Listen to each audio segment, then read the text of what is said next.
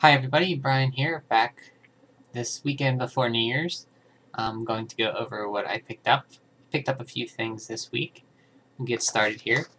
I picked up some Sega Genesis games.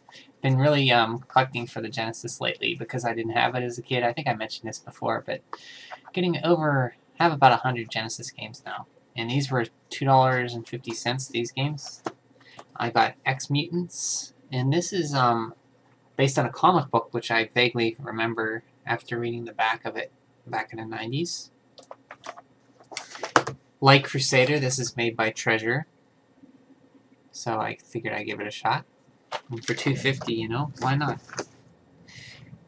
Funny thing, I'm playing through Metroid Prime 2 Echoes because I never finished it, and I found the strategy guide here, and I'm actually going to use it to find all the Sky Temple keys, because that's the part where I never got past. That's near the end of the game where you gotta find all the temple keys to open the last area. Also picked up a game by Sunsoft for the Super Nintendo, a shoot-'em-up game called Firepower 2000. I've never played it, so don't know what it's like, but hey, cool.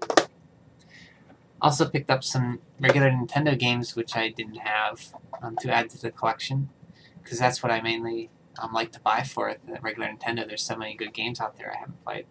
This, I think I rented it once. It's called Abadox. This was $5, I think. This next game was $2.50. It's called Silkworm. It's made by a company I remember as a kid. Sammy, the company.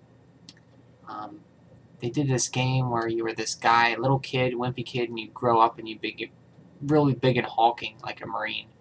I forget the name of it, but my cousin had it. And I'm getting off on a tangent here, but if anybody knows the name of it, you started off as a little kid, and then you got really huge and muscular like a caveman. Sammy made it. It was for the Nintendo Entertainment System, the NES, and I think it began with an A, but I'm not 100% sure. Picked up a Tengen game, unlicensed, Super Sprint. Have never played it. I think it was $1, so if I see a Nintendo game or any game for $1, I'll buy it no matter what. Here's the game for the N64, which I never even heard of, but it had a cool cover on it. Well, kind of cheesy. Dual Heroes. This was $2.50, so figured I'd give it a shot. I also picked up some Sega Game Gear games. I picked up for $2.50 Mickey Mouse Castle of Illusion, the port of the Castle of Illusion game for the Sega Genesis for the Game Gear. For $1, I picked up Outrun Europa. Is that Europa? Yeah. And this was a good steal for $1. Shinobi 2, The Silent Fury. Another game for $1. They had a big bin of $1 Game Gear games. $2.50 and $1 Game Gear games. Here's Desert Speed Trap, starring Wile E. Coyote and Roadrunner. I got this because I really love the Super Nintendo Roadrunner and Wile E. Coyote game. I forget the name of it. It was by Sunsoft. Death Valley Rally. Really fun game. The controls are floaty, but I loved it as a kid.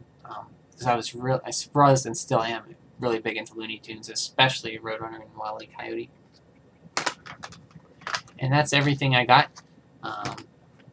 For the next week, I'm really excited. Got New Year's, and then Magfest, which is the first week of January, from the January 3rd through the 6th. That's the Thursday through Sunday. I'm actually going to that again this year, thanks to a friend. I went last year with him, and it was a blast, and he's nice enough to go along with me, or let me go along with him this year, and hopefully it's as much fun as last year. Since I went last year, I know the layout of the place, and I know I'm going to try to know how to space my time out better, so I'm going to try to go to some more concerts there and check out the dealer tables a little bit more, see if I can get some games because I'll have a little bit more spending money this year.